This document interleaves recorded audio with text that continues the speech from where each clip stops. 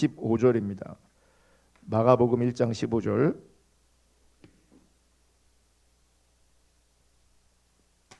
마가복음 1장 15절 우리 한 목소리로 다 같이 읽겠습니다. 시작.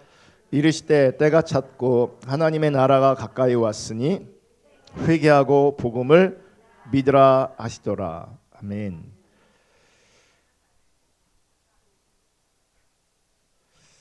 여러분, 우리는 그동안 우리 신앙의 대상인 예수님에 대해서 살펴보았습니다. 가난했던 나사렛 예수, 또 그리스도 예수, 주 예수에 대해서 살펴보았습니다. 오늘부터는 믿음에 대해서 살펴보려고 합니다. 저희 아버지는 목회하셨습니다. 목회자셨고요. 또 부흥사 활동도 많이 하셨습니다. 그래서 저는 개인적으로 우리 시대에 꽤 유명했던 그 부흥사들의 설교를 가까이서 접할 수 있는 기회가 종종 있었습니다. 그런데 그 부흥사들의 설교를 들으면 믿습니까? 믿으시면 아멘 이런 요구를 참 많이 합니다. 믿으시면 아멘, 어떤 분은 믿으시면 두 번 아멘, 아멘 아멘 그러고요. 믿으시면 두 손 들고 아멘, 두 손 들고 아멘 하고, 그러니까 믿으라, 믿냐, 그런 얘기를 많이 하셨던 것 같습니다. 부흥사들뿐만 아니라 일반 교회에서도 믿어야 된다, 믿어야 응답을 받는다, 믿음으로 기도해라, 믿음으로 확신을 가져라, 이렇게 많이 얘기합니다. 그러니까 교회에서는 믿음 혹은 믿는다 혹은 믿어라 라는 말을 참 많이 사용하는 것을 볼 수 있습니다. 문제는 이렇게 교회에서는 믿음이란 말을 참 많이 사용하는데, 그런데 정말 많은 기독교인들은 믿음이 무엇이냐라고 물으면, 그리고 무엇을 믿느냐라고 물으면, 어떻게 믿느냐라고 물어보면 대답을 잘 못합니다. 왜 대답을 못할까? 두 가지 이유가 있습니다. 첫째는 진짜 잘 모르는 겁니다. 진짜 잘 모르는 겁니다. 그리고 두 번째는 정리가 안 되어 있는 겁니다. 믿기는 믿는데 정리가 안 돼 있어서 뭘 믿냐, 믿음이 뭐냐, 어떻게 믿냐 라고 물어보면 답을 못하는 겁니다. 그래서 종교적 행위에 대해서는 할 말이 있는데 자신의 경험과 느낌과 체험에 대해서는 할 말이 있는데 정작 그 믿음과 그 믿음의 내용에 대해서는 말하지 못하는 경우가 되게 많습니다. 문제는 이렇게 믿음에 대해서 내가 말할 수 없다, 알지 못한다 라고 한다면 다른 사람들에게 믿음을 설명할 수 없는 거죠. 믿음을 설명할 수 없기에 그 믿음을 가지고 믿음에 대해서 설득할 수 없어요. 그럼 뭐가 안 되냐면 진정한 전도가 안 되는 겁니다. 그러니까 우리가 고작 한다는 게 뭐냐면 교회 가자, 교회 가면 좋다, 이걸 전도라고 생각하는 거예요. 진짜 전도는 예수에 대해서 말할 수 있어야 되고 믿음에 대해서 말할 수 있어야 되는데 모르니, 정리가 안 돼 있으니 말할 수가 없는 거죠. 그러니까 참된 전도가 안 되는 겁니다. 그래서 제가 여러분에게 책까지 책 나눠드리고 이렇게 전하는 겁니다. 정리하라고, 알아야 된다고. 그러면 왜 사람들은 신앙생활을 하고 있는데, 소위 믿음생활, 신앙생활을 하고 있는데, 그것도 어떤 사람은 열심히 하고 있는데, 그것도 정말 오랜 시간 신앙생활을 하고 있는데 그 믿음의 내용을 알지 못하고 있을까? 그 이유는 관심이 없기 때문입니다. 정확히는 관심이 다른 데 있기 때문입니다. 그러니까 믿음에 관심이 있는 게 아니고요, 믿음에 관심이 있는 게 아니고요, 다른 데 관심이 있는 거죠. 그러니까 정작 믿음에 대해서는 관심이 없는 겁니다. 무슨 말이냐면 상당수 기독교인들은 자기가 믿는 신앙의 내용보다 믿음이란 것을 통해 자기가 기대하고 있는 어떤 결과를 기대하는 겁니다. 그러니까 믿음에 관심이 있는 것이 아니라 믿음이 있으면 혹은 믿음을 가지면 그 믿음을 통해 주어진 어떤 결과물에 관심이 있는 거죠. 정확히 말하면 믿음을 통해서가 아니라 그건 믿음이 아니거든요, 사실은. 종교적 행위를 통해서 기대할 수 있는 어떤 결과에 관심이 있는 겁니다. 즉 무엇을 믿는가 보다 믿어서 정확하게는 종교적 행위나 종교적 헌신을 통해서 내가 무엇을 얻을 수 있는가, 나에게 어떤 유익이 있는가, 여기에 더 중요한 그 관심이 있는 거죠. 마치 어렸을 때 크리스마스 때가 되면 아이들이 산타크로스를 기다립니다. 왜 기다려요? 산타크로스를 기다리는 게 아니라 산타크로스 할아버지가 가지고 오는 선물을 기대하는 거죠. 그러니까 진짜 믿음이 아니라 믿음이란 것을 통해서 나에게 주어지는 선물, 어떤 유익들, 어떤 이익들에 관심이 있는 거죠. 그걸 우리는 신앙생활이라고 혹은 믿음이라고 생각했던 거죠. 그러니까 진짜 중요한 것에 관심이 없으니 진짜 중요한 것에는 이게 뭘 말하는 건지 어떻게 하는 건지 뭔지는 잘 모르고 믿으면 좋아진대, 믿으면 잘 된대, 믿으면 유익이 있대, 믿으면 응답하신대, 믿어. 그럼 믿음이 오냐? 뭔가 종교적 행위를 열심히 하는 것, 교회를 열심히 다니는 것, 교회에서 시키는 것을 열심히 하는 것, 그걸 믿음이라고 생각했다는 거죠. 그러니까 믿음이를 물어보면 할 말이 없는 거예요. 하나님을 믿는다는 사실보다 그 결과로 자기가 이 세상에서 성공하는 것에 관심이 있고 또 예수를 진짜 믿는 것보다는 예수를 믿는 결과로 죽어서 내세에 천국 가는 것에 관심이 있는 거예요. 그래서 믿기는 믿는 것 같은데 무엇을 믿는지는 잘 모르는 겁니다. 믿어서 얻는 유익과 이익에 관심이 있는 거죠. 그게 목표인 거죠. 그래서 믿어서 주어지는 결과물, 이익과 유익을 구했는데 그 결과물과 이익과 유익이 내게 주어지지 않았을 때 우리는 하나님 앞에 원망하는 거죠. 그건 참된 믿음이 아닌 거예요. 여러분, 참된 믿음을 가지면 무언가가 주어지든 주어지지 않든 상관이 없어요. 왜냐하면 믿음 자체가 축복입니다. 하나님을 믿는 것 자체가 복이 되어집니다.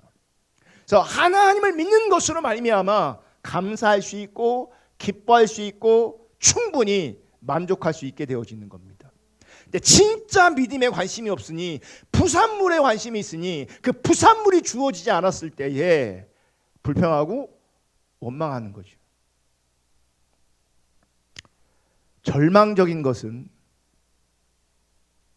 사실 제 안에 계속 그런 마음들이 남아 있어요.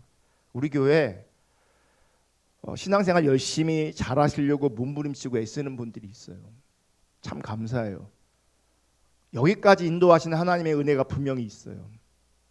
근데 우리 교회가 미래에는 어떻게 될 것인가, 나중에는 어떻게 될 것인가 라고 하는 관점에서는 고민이 많아요. 왜 그러냐면 우리 어른들만큼 우리 젊은 세대들이 하나님께 관심이 없어요.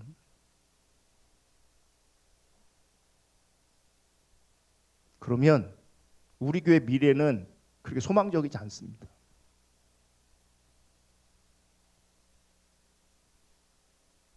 그래서 마음 한켠 계속 제 안에는 무거운 마음들이 있어요. 그래서 설교를 종종 들어보시면 제가 종종 우리 시대의 젊은이들 혹은 젊은 분들 잘 들어보라고 제가 종종 외칩니다. 왜냐하면 안 듣고 있는 게 느껴져서 굳이 젊은이들 제가 꺼내오는 겁니다. 들으라고.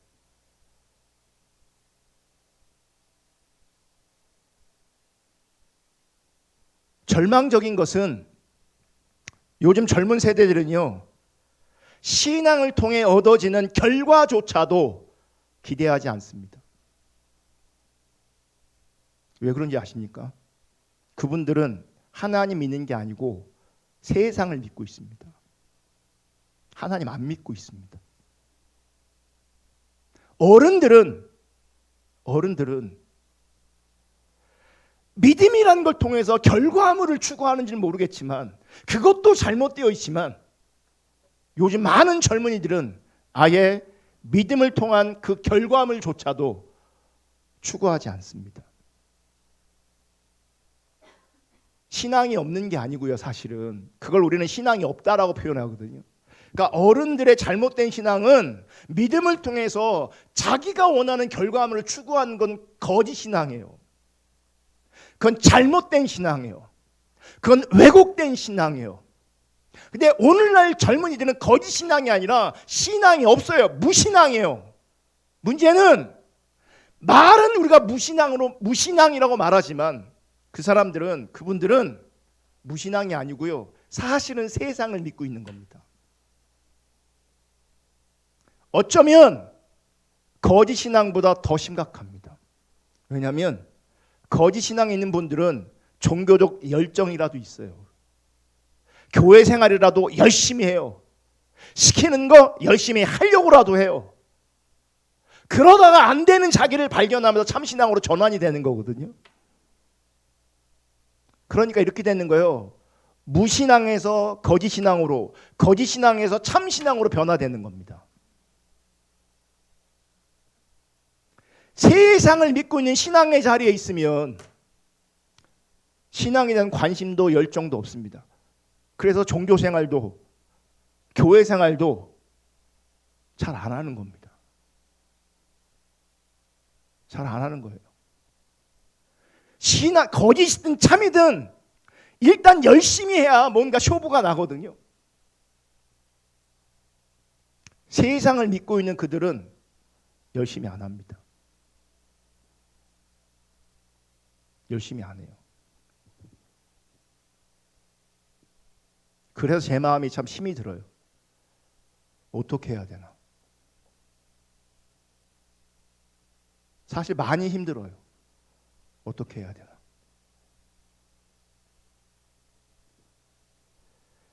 여러분, 기독교에서 믿음의 내용은 예수님이고 예수님을 믿는 것이 기독교 신앙입니다.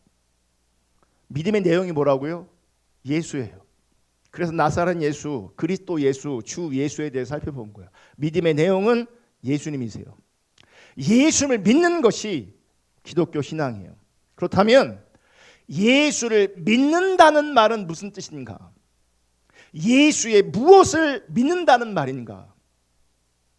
예수가 역사적 인물인 것을 내가 인정하면 예수를 믿는다는 것인가? 예수가 하나님의 아들이심을 믿는다고 고백하면 그게 믿는다는 것인가? 지난주 부활절이었는데 예수가 죽었다가 부활하셨다라고 하는 것을 믿으면 그게 믿음인 것인가? 천국과 지옥이 있다고 믿으면 그게 믿음이 있는 것인가? 그래서 믿음에 대해서 우리가 바로 알기를 원합니다. 여러분, 예수와 믿음을 연결해서 말할 때 두 가지 방식을 사용할 수 있어요. 예수를 믿는다. 그래서 예수와 이 믿음을 연결할 때 두 가지 방식이 있어요. 첫째는 예수를 믿는 거예요. 목격적 조사 뭐뭐를 사용하면 예수는 우리의 믿음의 대상이 되는 거죠. 우리가 뭘 믿는 거예요? 예수를 믿는 거예요. 예수를. 그리고 예수를 믿는다는 것은 예수가 공생의 시간에 보여준 그분의 삶과 그분의 가르침을 내가 받아들이고 믿는 거예요. 그분의 삶, 그분의 가르침.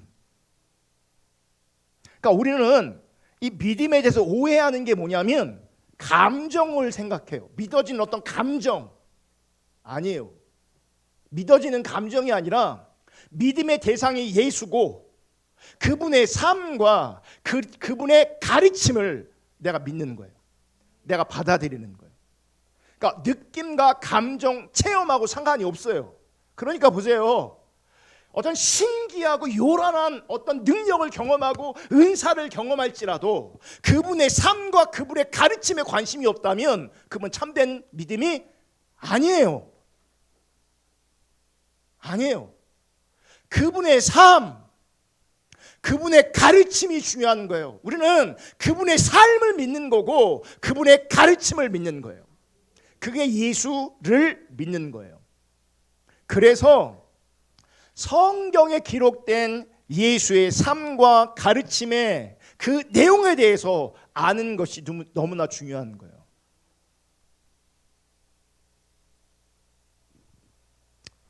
그런데 그보다 근본적인 질문이 있어요. 그것은 예수의 삶과 가르침의 이유예요. 무슨 얘기냐면 예수는 왜 그런 삶을 사셨는가요?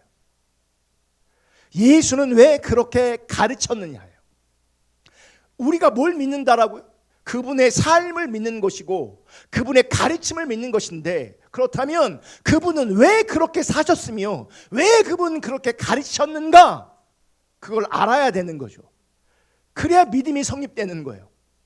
그냥 무조건 예수님의 삶을 나는 믿어요, 나는 그분의 가르침을 믿어요, 그냥 믿는다고만 고백할 일이 될 일이 아니고 왜 그분은 그 삶을 사셨고 왜 그분은 그렇게 가르쳤는가를 알아야 된다고요.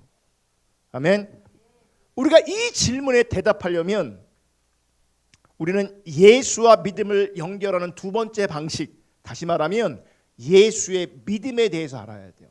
첫 번째 뭐라고요? 예수를 믿는 것이고, 두 번째 방법은 예수의 믿음이에요. 예수의 믿음은 뭐냐면 소유격 조사 뭐뭐의 예수의 의에 예수의 믿음 이렇게 사용해서 예수의 믿음, 다시 말해 예수가 품었던 믿음, 다시 말하면 예수님이 가지고 있었던 믿음 혹은 예수님 안에 있었던 그 믿음에 우리의 관심이 있어야 된다는 얘기예요.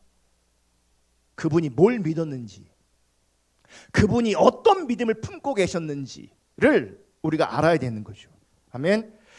우리가 예수가 품었던 그 믿음을 알면 왜 예수가 그렇게 살았으며 왜 예수가 그렇게 가르쳤는지, 왜 30살의 가족을 떠나서 특별한 삶을 살다가 십자가 못 박혀 죽임을 당하고 부활하게 되었는지를 알게 되는 거죠.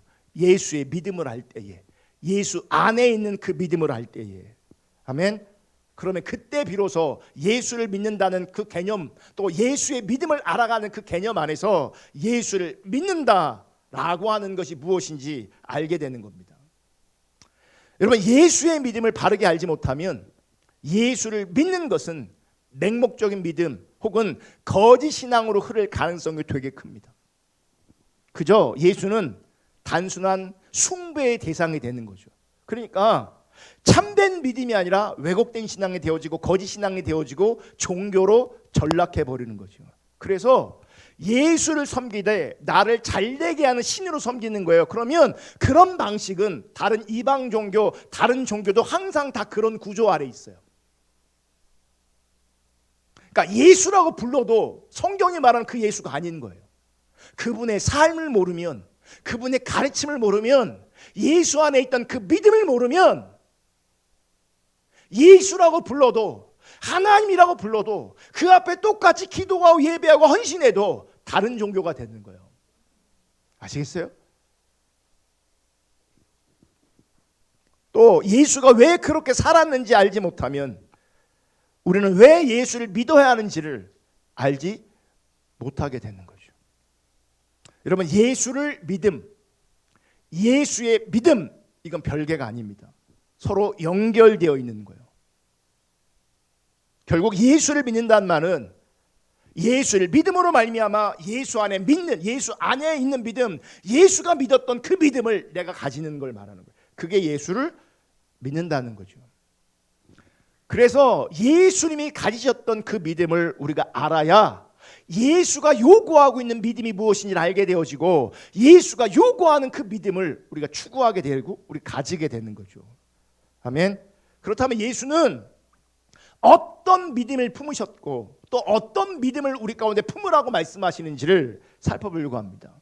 오늘 본문으로 우리가 마가복음 1장 15절을 읽었어요. 한번 다시 읽을게요. 시작.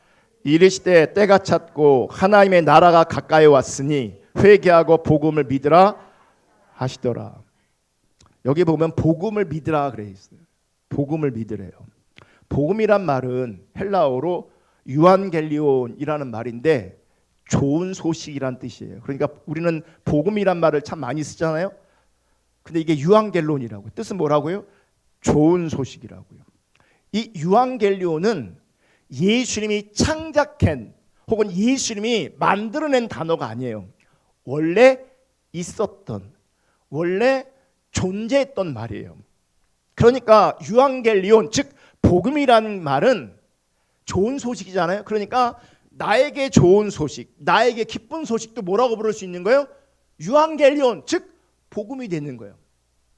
내가 무언가를 갖고 싶었는데 그걸 소유하게 됐어. 그게 뭐예요? 기쁜 소식이잖아요. 그게 좋은 소식이잖아요. 그게 복음이라고요. 그게 내 자식이 좋은 대학교 들어가길 원했는데 들어갔어.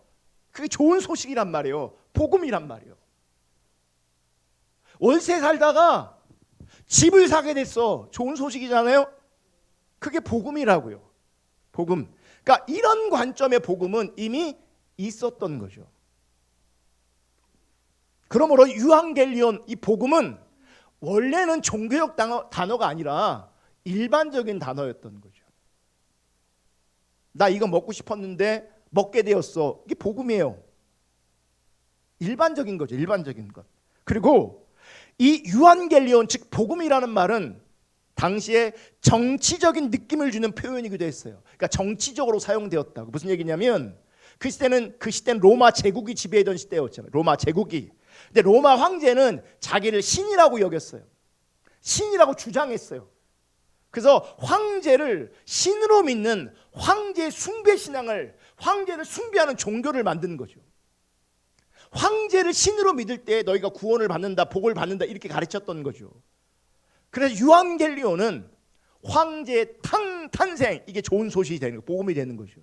황제가 즉위했다, 황제가 전쟁에서 승리했다, 이게 뭐가 되는 거예요? 좋은 소식, 즉 복음이 되는 거죠. 그러니까 황제에 관한 좋은 소식을 널리 어떻게 하는 거예요? 전하는 거죠. 그게 복음을 전하는 거예요. 그러니까 이 복음이란 말이, 좋은 소식이란 말이 정치적으로 활용됐던 거죠. 그런데 예수는 이 사람들이 일반적으로 쓰고 있던 이 복음이란 말, 혹은 황제가 로마 제국에서 정치적으로 쓰고 있던 이 유한겔리온 복음이란 말을 자신의 메시지를 전하는 데 사용하고 있는 거예요. 그래서 다시 한번 보시면 이르시되 때가 찼고 하나님의 나라가 가까웠으니 회개하고 복음을 믿으라.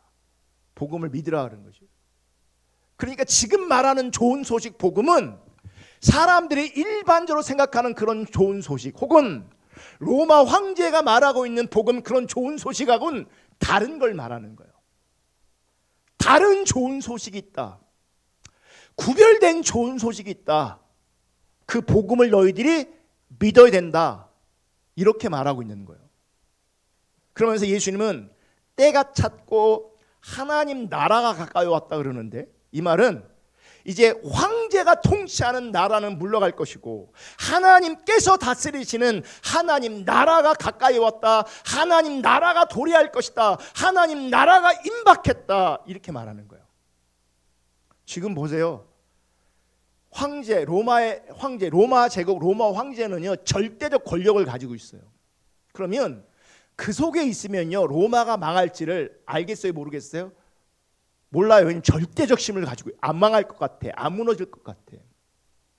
우리나라도요 일제가 우리를 지배하고 다스리고 통치할 때에 독립운동하다가 반일운동하다가 뭐요? 그러니까 배신한 사람들, 돌아선 사람들이 많아요. 매국노들이 많아요. 왜 그런지 아십니까? 처음에는 나라가 이렇기 때문에 일제와 더불어 싸웠는데 있어 보니 일본이 안 망할 것 같아요. 그래서 어떻게 하는 거예요? 안 망한다면 순리에 따라야지. 그게 그들이 지혜라고 생각한 거죠. 살 길을 그렇게 찾은 거예요. 망할 줄 알았다면 우리가 이렇게 나라를 팔아먹지 않았을 거라고. 그렇게 얘기하거든요. 그러니까 로마 시대에 로마의 황제는요 절대적 권력을 가지고 있는 거예요. 안 망해요. 망할 수가 없어 보여요. 근데 예수님이 뭐라고 말하냐면 황제가 통치하는 제국주의 그 황제의 나라는 물러갈 것이다. 하나님이 통치하시고 다스리시는 하나님의 나라가 임할 것이다. 근데 여러분 이게요 우리에게도 지금 적용되고 있다는 걸 아셔야 돼요. 로마 제국 이거를 뭘로 바꾸면 되는지 아십니까? 세상의 통치를 말하면 돼요.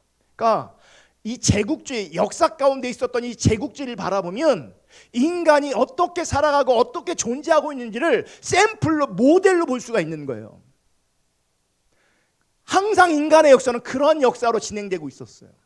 뭐냐면 항상 강한 자가 약한 자를 굴종시키는 거죠. 항상 그런 식으로 역사가 흘러왔어요. 인간의 역사는 그런 식으로 진행되어 왔다고요. 항상. 그게 세상의 원리고 세상의 속성이에요. 여러분 지금도 그렇게 굴러가고 있어요. 이 원리가. 여러분 세계의 나라가 몇 개가 되는 줄 아십니까? 세계. 이게 누가 조사하느냐에 따라서 이 나라 숫자가 달라져요. 유엔에서 조사하면 200개가 안 되고요. 월드컵 조직위가 하면 거기는 200개가 넘고요. 예. 뭐 좀 차이가 있더라고요.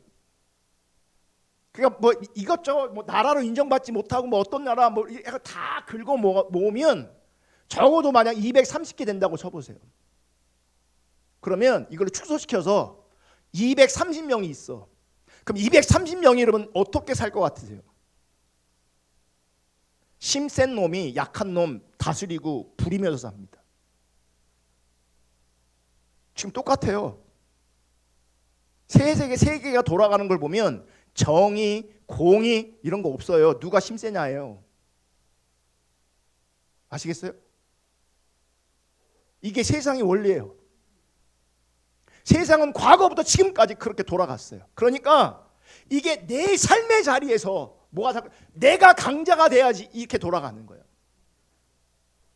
그러니까 누군가는 강자로 있으면서 누리고 누군가는 대부분의 어떤 사람들은 약자로 있으면서 눌림을 당하고 억압을 당하고 빼앗김을 당하는 거예요.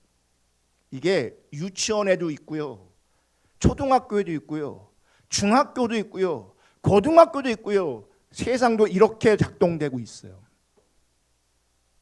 세상도. 근데 하나님 그러시는 거예요. 이 세상 나라가 물러갈 것이다.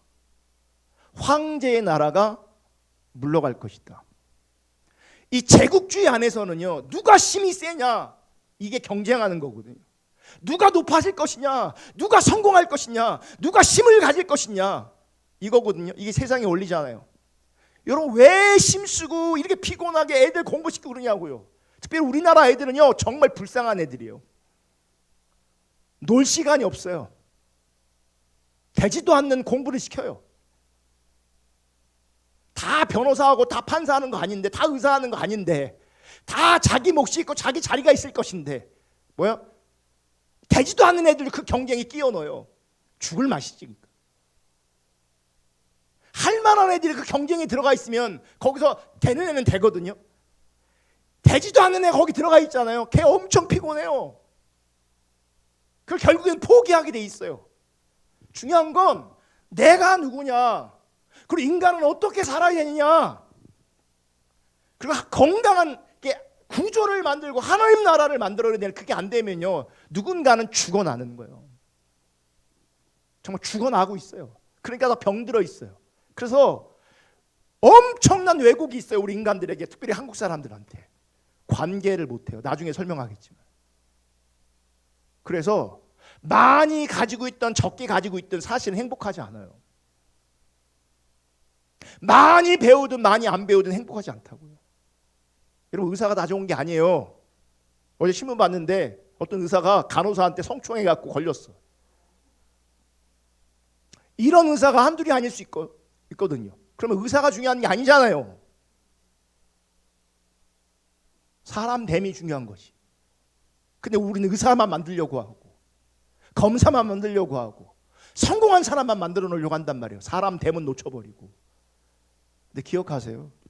예수님이 때가 찼고 하나님 나라가 가까웠으니 황제가 통치하는 나라는 물러가고 하나님께서 다스리신 나라가 올 것이다. 이게 여러분 개인에게 먼저 적용될 수 있다는 걸 기억하셔야 돼요. 왜냐하면 이 세상의 구조는 한꺼번에 순간적으로 바뀔 수 없어요. 무단하게 싸워야 되고 하나님 나라 우리가 확장해야 돼요. 조금씩이라도 확장해 가야 돼요. 그렇기 때문에 이 세상이 변하고 바뀌는 것은 쉽지 않아요. 쉽지 않아요. 그래서 에이든 토조 목사님은 그래요. 우리가 신앙생활 할 때 참된 신앙생활, 진짜 신앙생활하는 사람들은 맞바람을 받고 신앙생활 하는 거라고. 앞에서 바람이 계속 와요. 우리는 계속 뭐 하는 거예요? 거의 뚫고 나가는 거예요. 계속. 예수 믿으면 잘 된다, 평안한다, 복 받는다. 이건 가짜 신앙인 거예요. 신앙은 그게 아니에요. 참된 신앙의 길을 걸어가면 부딪힘이 있다고요. 왜냐하면 세상이 그러하지 않기 때문에, 사람들이 그러하지 않기 때문에 참된 길, 진리의 길을 가면 부대낌이 있다고요. 어려움이 있다고요. 그래서 제자들에게 너희가 세상에서 환난을 당하나 담대하라 그래요. 하나님 뜻대로 살면 어렵다고요. 힘들다고요. 환난을 당할 수 있다고요. 아멘. 그만큼 세상을 바꾸는 건 결코 쉬운 일이 아니에요. 그래서 하나님 나라가 도래한다. 이거는 세상이 바뀌기 전에 어쩌면 개인적으로 먼저 경험할 수 있어요. 무슨 얘기냐면 지금 우리가 세상의 통치 아래 있어요. 그 세상이 물러갈 겁니다. 언제? 죽음을 통해서.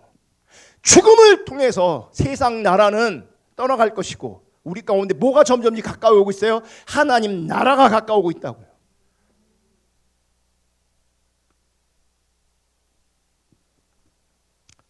어쨌든 지금 예수님께서 황제가 통치하는 나라는 물러갈 것이고 지금 하나님 나라가 우리 가운데 가까이 왔다라고 말씀하시는 거예요. 그러면서 회개하라고 말해요. 무슨 말이냐면 황제를 신으로 믿었던 그 믿음에서 회개하라. 우리식으로 적용하면 세상을 믿고 있는 그 신앙에서 회개하라고 말씀하시는 거예요. 여러분, 세상 믿고 있으면 여러분의 영혼이 망합니다. 세상을 향하고 있으면 여러분 망합니다.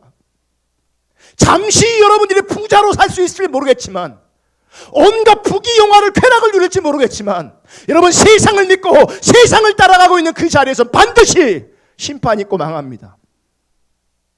반드시.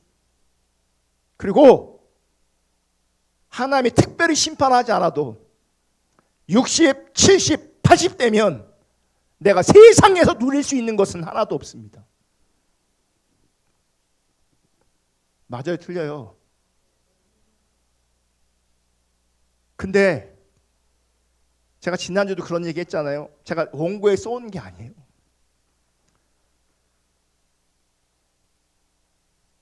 우리가 월드컵을 나간다면 일주일 전에 준비하는 게 맞아요? 1년 전에 준비하는 게 맞아요? 아니면 4년 전에 준비하는 게 맞아요? 상식이잖아요. 젊음의 때에 신앙을 준비하지 않으면 여러분 나이 먹어서 여러분 어렵습니다. 힘듭니다. 문제는 젊은 살아계실수록 신앙에 관심이 없어요. 안 되는 어른들은 관심이 있어요. 안 되는데. 왜 안 돼요? 미리미리 준비하지 않아서 그래요.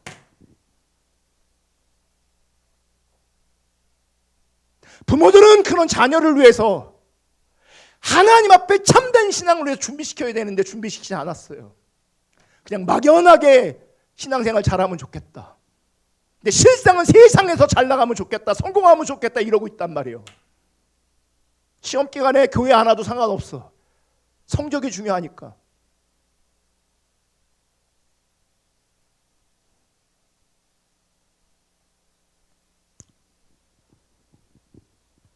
회개하라는 말은 황제를 신으로 믿었던 그 믿음에서 돌이키라는 얘기예요. 세상을 신앙하는 것에서 여러분 돌이켜야 합니다. 세상 풍조를 따라갔던 것에서 돌이켜야 합니다. 아멘. 봐봐, 이것도 어른들만 심각해. 젊은 애들은 안 심각해. 졸고 있어요.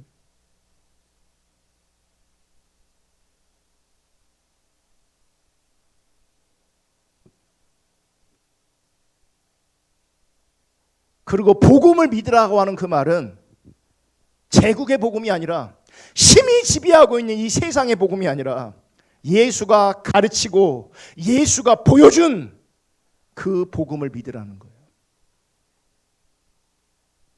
여러분, 오늘 본문을 보면 하나님 나라의 복음을 믿으라는 거예요.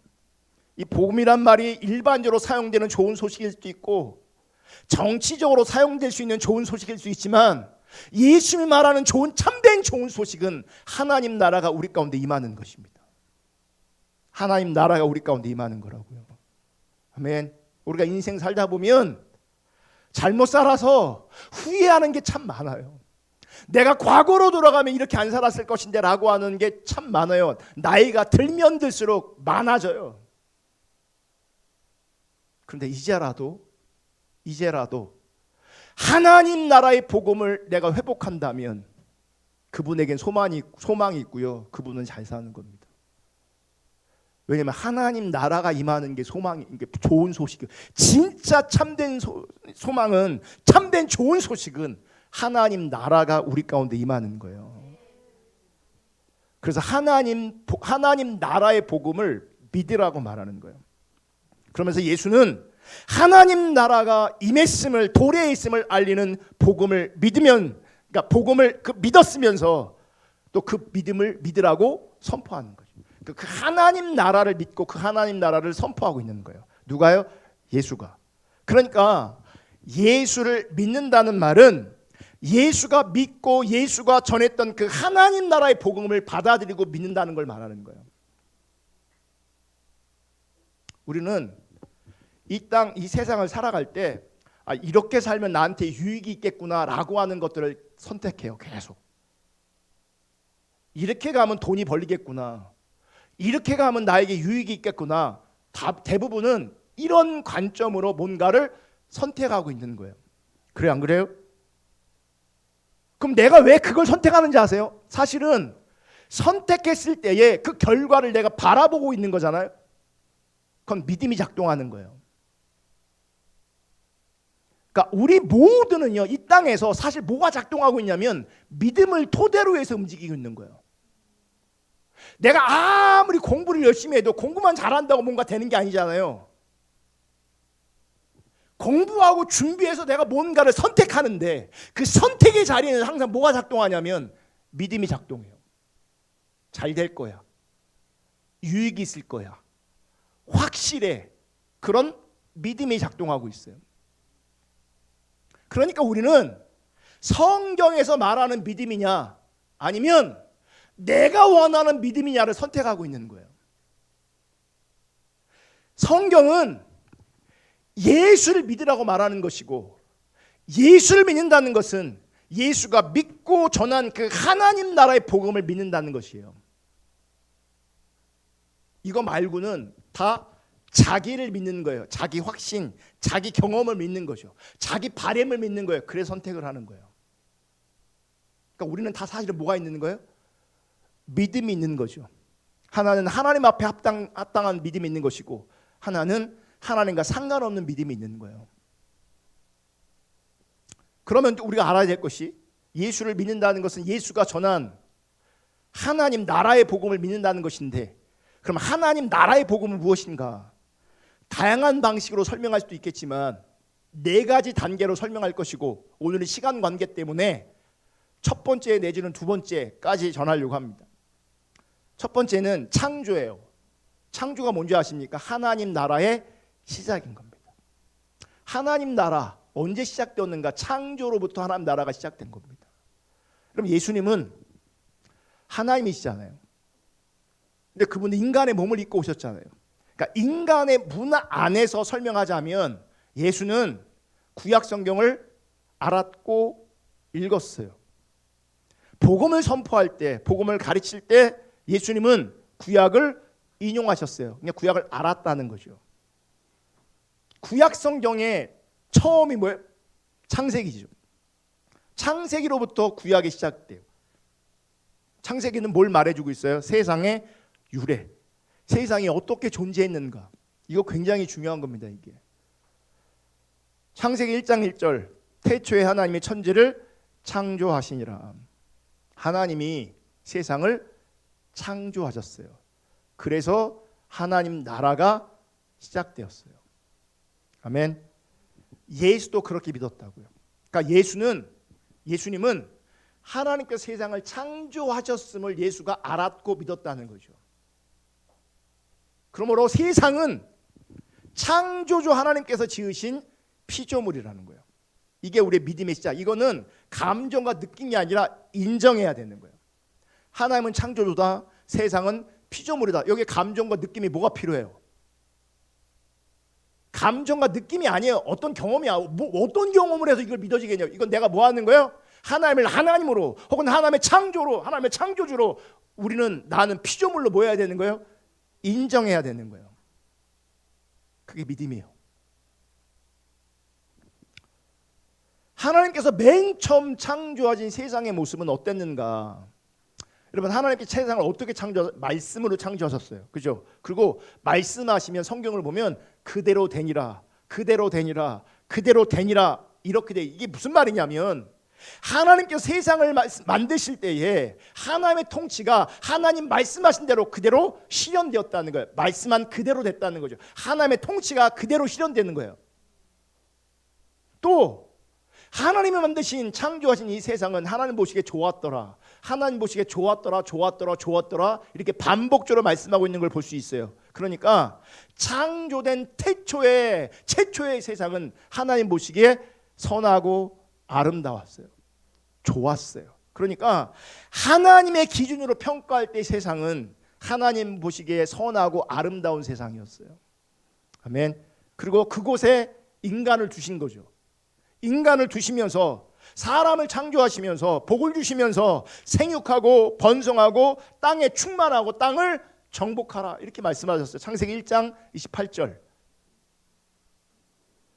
또 사람에게 에덴 동산을 경작하고 지키라는 임무를 주셨어요. 창세기 2장 15절. 이걸 읽어볼게요. 시작. 여호와 하나님이 그 사람을 이끌어 에덴 동산에 두어 그것을 경작하며 지키게 하시고 그리고 자유의 한계를 주셨어요. 창세기 2장 16절. 여호와 하나님이 그 사람이 명하여 이르시되 동산 각종 나무의 열매는 내가 임의로 먹되 선악을 알게 하는 나무의 열매는 먹지 말라. 내가 먹는 날에는 반드시 죽으리라 하시니라.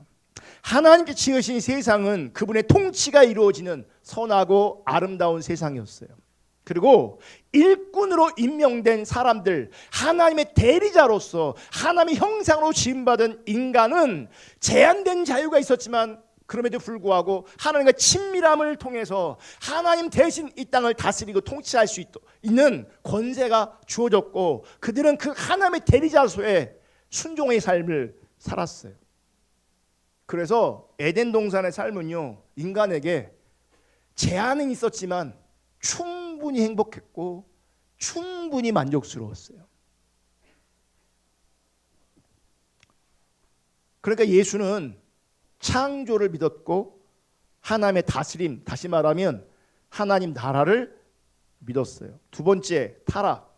그런데 이 하나님 나라가 훼손됩니다. 아름답고 선했던 좋았던 그 하나님 나라가 훼손됩니다. 왜요? 인간들 때문에. 인간.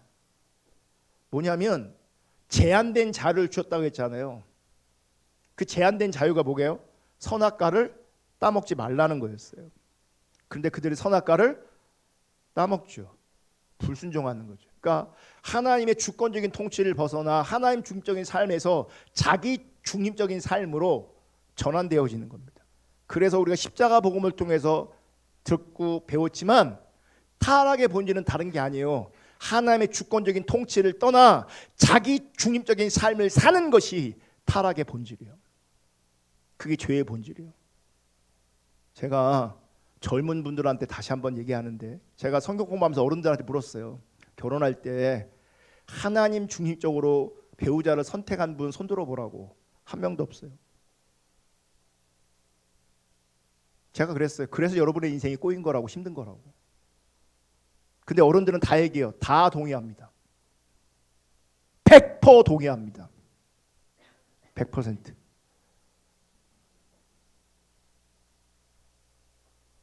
하나님 중심이 아니라 자기 중심으로 살 때, 자기 중심으로 선택할, 특별히 결혼을 자기 중심으로 할 때 찬란한 기쁘고 행복할지 모르겠지만 여러분 늘 억압이, 근심이 여러분을 지배할 겁니다. 이건 진리입니다. 애쓰고 힘쓰고 고르고 골라서 선택해 보십시오. 여러분 평생 근심하고 억압 아래 있을 겁니다. 왜요? 하나님 중심으로 하지 않았기 때문에 그래요.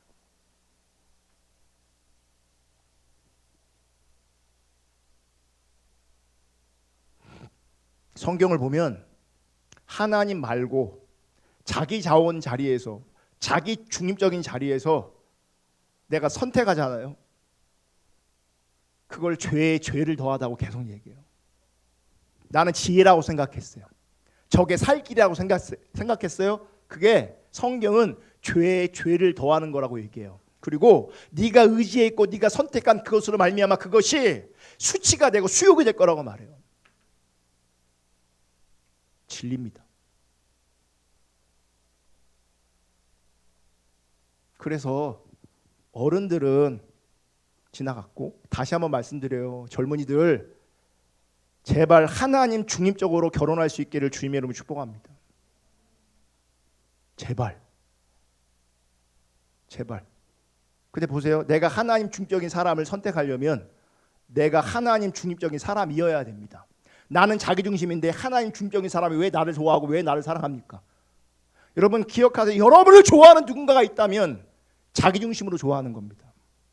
내가 누군가를 좋아하고 있다면 자기 중심으로 좋아하고 있는 겁니다. 하나님 중립적인 사람을 만나려면 내가 하나님 중심이어야 합니다.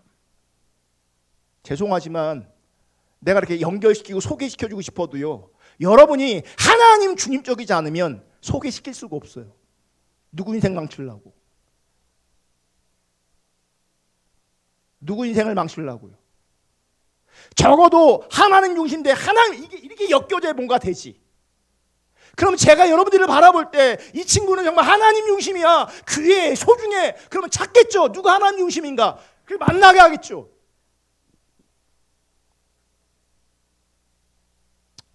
제발 그렇게 할 수 있기를, 제가 그렇게 움직일 수 있도록 제발 저를 좀 도와달라고요. 그냥 시집가고 싶어요, 만나게 해주세요 이러지 말고 아무리 그래도 해줄 수가 없어요. 자기 중심적이 자기 있으면. 안 해주니까 지가 해요. 이제 망한다고요. 어른들한테 물어봐요. 어른 다 물어봐. 누구든 붙잡고 물어봐. 저랑 똑같은 얘기 할 거라고요.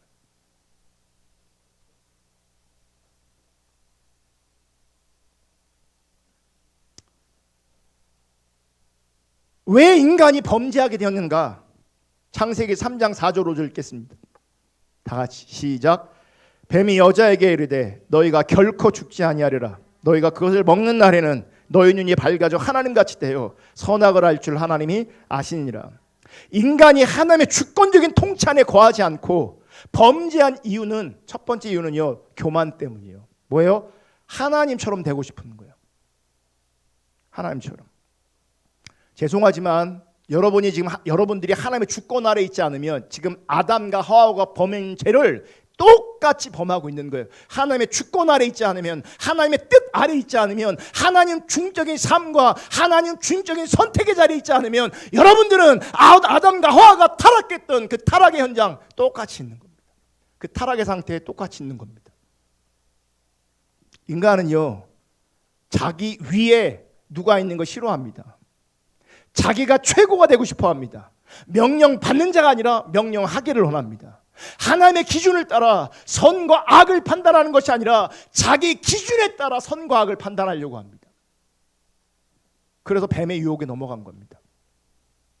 그래서 지금 우리 인간의 현실은 한 사람도 예외 없이 자기 중심적입니다. 그래서 사람들은요, 세상이 자기 중심으로 돌아가기를 원합니다. 인생이 자기 중심으로 풀려야 되기를 원합니다. 그래서 자기 중심으로 돌아가지 않으면 스트레스 받습니다. 짜증이 납니다. 그래서 많은 인생들이 자기 뜻대로 되는 게 뭐가 있어요?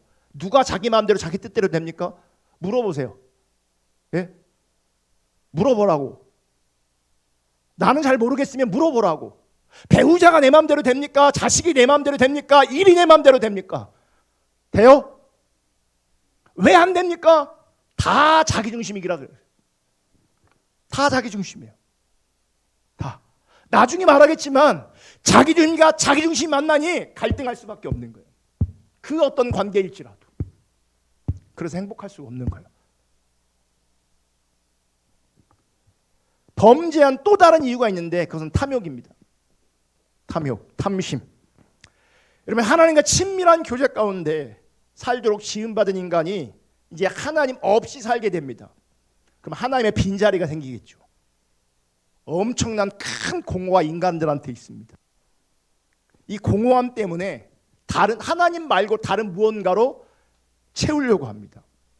그러니까 유한한 피조물로 무한하신 창조주신 하나님의 빈자리를 메우려고 하다 보니까 실패할 수밖에 없는 거예요. 가능하지 않은 거예요. 그러니까 우리의 공허는요, 무한하신 하나님의 자리이기 때문에 하나님 말고는 우리 인간의 빈 마음, 외로움, 공허함, 허전함을 하나님 말고는 채워질 수가 없어요.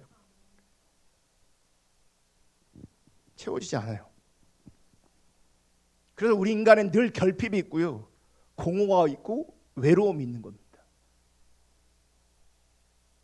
그러니까 인생 살면 잠깐 연애할 때는 충만합니다.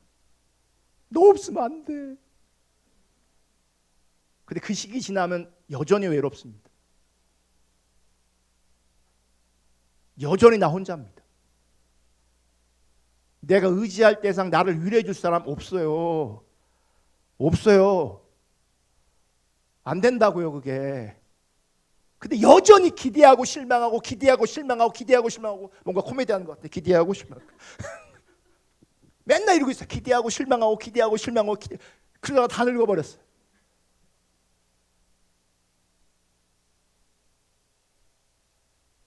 그러니까 인간이 지혜로운 것 같은데, 똑똑한 것 같은데요, 엄청 멍청합니다. 엄청 어리석습니다. 아무리 가져도요, 더 갖고 싶습니다. 아무리 소유해도요, 감사와 만족이 없는 불만과 결핍의 굴레에 갇혀 살아갑니다. 그게 하나님 없는 인생의 모습입니다. 여러분, 인간이 배고파서 선악과 따먹은 게 아니에요. 99% 가졌는데 한 가지 하지 말라고 하는 그 1% 견디지 못해서 따먹었어요. 탐심 때문에, 탐욕 때문에. 인간이 하나님의 명령을 따르지 않고 타락한 인간으로 말미암아, 여러분, 세 종류의 단절이 우리 가운데 생겼어요. 그래서 이 타락의 결과, 범죄의 결과는 심각한 겁니다. 보세요, 여러분, 신앙이 아니더라도요, 인간이 얼마나 악한가, 왜 세상은 이렇게 복잡한 거, 왜 세상은 이런가, 많은 사람들이 고민해요. 답을 찾고 싶은데 답이 잘 안 나와요. 왜 그런지 아십니까? 이 죄의 결과 때문에 그래요. 이 죄의 결과 때문에 그래요. 이 인간이 불순종함으로 말미암아, 인간이 타락함으로 말미암아, 가장 첫 번째 타락의 결과는 하나님과의 관계가 단절돼요. 하나님과 관계가 단절돼요. 시간이 없어서 성경 구절을 제가 안 읽을 건데, 범죄한 결과 아담과 하와가 숨어버립니다. 하나님의 얼굴을 피합니다. 하나님의 소리를 듣습니다. 자신들의 수치를 깨닫고 두려워 숨습니다. 아담아, 내가 어디 있느냐, 네가 어디 있느냐, 하나님 찾으십니다. 근데 숨어버려요. 지금 하나님이 숨바꼭질하는 게 아니잖아요. 지금 하나님이 아담과 하와가 어디 있는지 모르는 게 아니잖아요. 근데 물어요. 네가 어디 있느냐. 왜요? 지금 하나님과 관계를 물으시는 거예요. 너 나와의 관계는 어떠냐 물으시는 거예요. 하나님과 관계가 회복되지 않으면 여러분, 우리는 숨을 수밖에 없고, 하나님과 관계가 회복되지 않으면 외로울 수밖에 없고 공허할 수밖에 없어요. 그거는 그 어떤 것으로도 채워질 수 없어요. 돈, 세상, 쾌락, 종교를 가지고도 안 채워져요.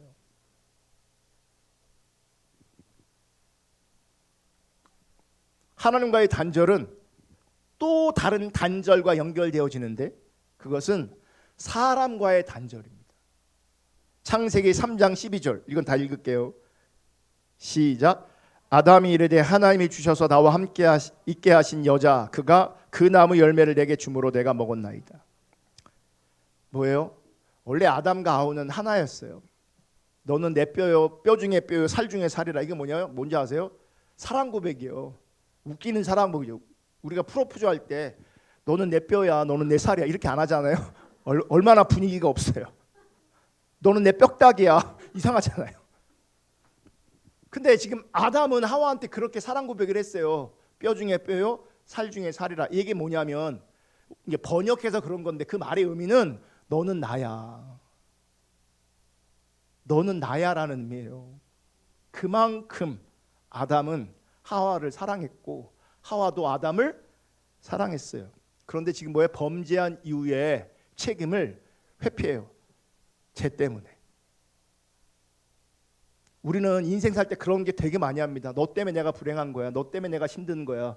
너 이러고 있다고요. 내가 부모를 잘못 만나서, 내가 너를 잘못 만나서 이러고 있다고요. 이게 범죄한 인간의 타락한 열매예요. 남 탓을 하고 있는 거죠. 책임 회피하고 있는 거죠. 이 갈라진 인간관계는 세대를 건너자 더 참혹한 결과를 만들어냅니다. 창세기 4장 8절 9절 보면 이 아담과 하와의 형제가 있잖아요. 아들 가인과 아벨. 이 가인과 아벨의 제사를 드립니다. 근데 아벨의 제사는 받으셨지만 가인의 제사는 받지 않으셨어요. 가인은 자기가 기대한 대로 하나님께서 자기의 제사를 받지 않으시고 또 아벨의 제사를 받으시는 걸 보면서 열등의식 혹은 비교의식을 느꼈는지 아벨을 죽여버려요. 그러니까 죄의 결과는 뭘로 나타나? 폭력으로 나타나고요. 그 폭력은 동생 즉 약자를 죽이는 것으로 나타납니다. 그러니까 인류 역사는 항상 강자가 약자를 억압하는 것으로 인류가 역사가 흘러가고 있습니다. 항상. 근데 그 폭력의 강도가 시간이 가면 갈수록 더 세집니다. 아벨이 어디 있냐고 하나님 물으시거든요. 내 아우 아벨은 어디 있냐? 하나님 몰라서 묻는 게 아니에요. 이 하나님의 질문의 의미는 이런 겁니다. 너는 약자인 이웃과의 관계에 어떤 관계를 맺고 있느냐? 그 인간은 약자를 학대하고 약자를 억압하고 약자에게 폭력을 행사하고 약자를 죽이기까지 하는 거죠. 가인의 후손 람에게 이르러서는요 이게 더 심각해집니다. 창세기 4장 23절 24절 람에게 아내들에게 이르되 아다와 실라여 내 목소리를 들으라. 람에게 아내들여 내 말을 들으라. 그러면서 나의 상처로 말미암아 내가 사람을 죽였고, 그러니까 누군가에게 나에게 상처를 줬어요. 그러면 어떻게 해야 돼요? 상처를 주는 것으로, 이게 상식 일반적인 이해잖아요. 근데요 상처를 받아서 내가 다른 사람은 죽여버려요. 그러면서 나의 상함으로 말미암아 누구를 죽여요? 소년, 자기보다 힘없는 자를 죽여버려요. 그러면서 폭력에 대한 처벌도 7배에서 70배로 증가합니다. 24절 가인을 위하여는 벌이 7배일진데 라멕을 위하여는 벌이 77배 이르로다 하였더라. 그러니까 죄는 폭력을 낳고 폭력은 계속 커지는 속성을 가지고 있는 거야. 그래서 역사를 보면요 옛날엔 이러지 않았는데 이런 얘기를 사람들이 참 많이 해요. 뭐냐면 이 악함과 폭력이 훨씬 더 뭐예요? 커져가고 있어요. 그러니까 인간은 원래 악했는데 이 악함이 더 강하게 노골적으로 지금 드러나고 있어요. 그래서 세상은요 과학적으로는 살기가 편해져서 몸뚱아리는 살기가 편해졌는데 사실은 살기가 더 어려워졌어요.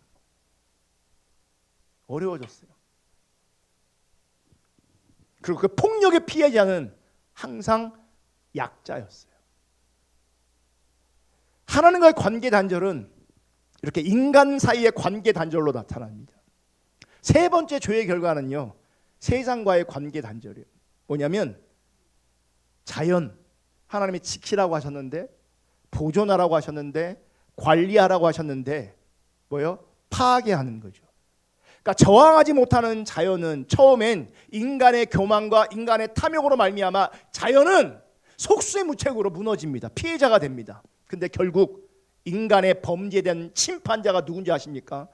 자연입니다. 지금 우리가 겪고 있는 자연재해, 기후위기, 인간이 우리 마음대로 무너뜨렸는데 도리어 뭐 하는 거예요? 그들이 피해자였는데 이제는 그들이 심판자로 돌아오는 거예요. 못 살게 되는 거예요, 우리 인간이. 여러분, 교만하고 탐욕스러운 인간은 자기보다 약한 자에게 폭력을 가합니다. 그 결과 약자의 죽음을 가져옵니다. 약자의 피는 세상을 물들이고 피 묻은 세상으로 말미암아 인간들은 그 속에서 고통을 당합니다. 이 죄악의 순환 속에 우리 인간이 지금 살아가고 있는 거예요. 왜요? 그 하나님 나라가 파괴되고 훼손된 결과로 이 죄악의 악한 순환이 반복되고 있고 그 안에 약자들은 죽어나가고 있는 거예요, 폭력 가운데. 소수의 어떤 사람들은 로마가 그 시대를 잠시 지배했던 것처럼 시민은 어떤 사람들은 그런 자리에서 있을지 모르겠지만 보편적으로 많은 사람들은 억압아래 있어요. 피해자로 있어요. 약자로 있다고요. 결국 땅은 인간에게 저주를 베풉니다. 자연은 인간에게 심판자로 존재합니다. 여러분, 인간의 범죄함으로 말미암아 하나님과 관계가 단절되었고 이익과의 분열이 생겼고 그 결과 세상과 단절되었고 고통받는 상황이 우리 죄인의, 우리 인간들의 현실이라는 것을 인식하셔야 합니다. 여러분, 예수는 구약 성경을 통해 애굽 치하에 있던 노예 생활했던 자신들의 조상들을 알았을 거고 바벨론 포로로 끌려갔던 조상들에 대해서 알았을 것이고 지금 자기의 현실 안에 눈앞에 로마 제국에게 수탈당하고 있는 당대 현실을 예수는 알았을 겁니다. 그리고 직접 목격했습니다. 그러면서 이 폭력의 현실 이면에 인간의 근본적인 죄가 있다는 것을 예수는 아셨습니다. 우리가 이거를 봐야 돼요. 그래서 우리가 이 죄의 문제가 해결되어지며 하나님의 통치와 다스림이 회복되어지는 그 하나님 나라를 구하는 거예요. 그냥 개인적으로 신앙생활하는 정도로 머물러 있는 것이 아니라 하나님 나라가 이 땅에 임해서 죄가 해결되어지면서 이 폭력의 문제, 죄의 문제가 해결되어지면서 하나님 나라에서 같이 살 수 있는, 연합할 수 있는, 하나님과 관계 회복될 뿐만 아니라 이웃과 사람과의 관계 회복되어지고 자연과 세상과의 관계 회복되어지는 그 하나님 나라를 우리 예수님께서는 회복하기로 하시는 거예요. 그래서 우리는 그 하나님 나라를 세워야 되는 사명이 우리 가운데 있는 거예요. 아멘. 그래서 우리 인간의 근원적인 죄를 회개하고 하나님과의 관계를 회복하기 전에는 사실 구원이 없습니다. 진짜 구원이 아닌 거죠. 그러니까 이 땅에서 말하는 구원은 구원이 아닌 거예요. 이 근원적인 인간의 죄를 회개해야 되고 돌이켜야 된다고요. 하나님과 관계를 회복하고 이웃과의 관계를 회복하고 자연과의 관계를 회복해야 된다고요. 그게 하나님 나라라고요. 그래서 예수님은 그 하나님 나라의 복음을 우리 가운데 가르치시고 선포하신 거고 그 하나님 나라를 우리가 뭐 하는 겁니까? 인정하고 받아들이고 그 하나님 나라의 가치관을 따라 사는 것, 그게 예수를 믿는 겁니다. 단순히 교회를 왔다 갔다 하는 게 믿는 게 아니라고요. 우리 세 번째 드렸던 찬양 우리 한번 하고 기도하겠습니다.